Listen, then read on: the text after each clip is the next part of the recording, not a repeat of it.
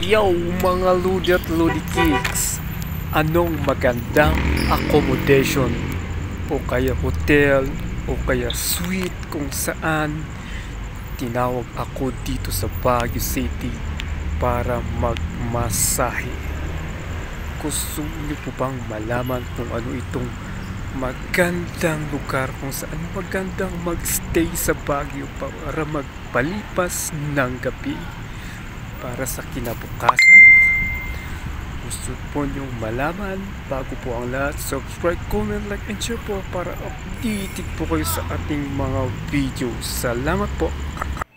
Okay, mga Ludi at Ludi Kicks, ang lugar na ito ay talagang maganda magpalipas ng gabi para sa kinabukasan, mga Ludi at Ludi Kicks.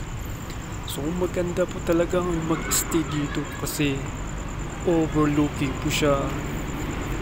Maganda ang lamig ng aircon. Saka ayan, makikita natin dito elevator transparent.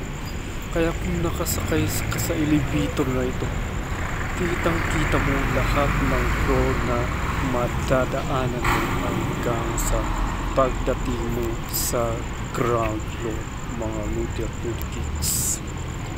So ano po ba itong magandang lugar na to kung saan magandang magstay sa Baguio, mga Ludi at Ludi Kicks? Ito po ay ang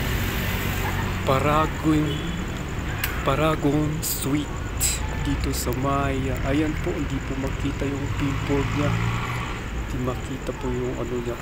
Paragon Suite po ito dito sa Maya, malapit sa Rizal Park at sa Cotes po. Okay, subscribe, comment, like, and share.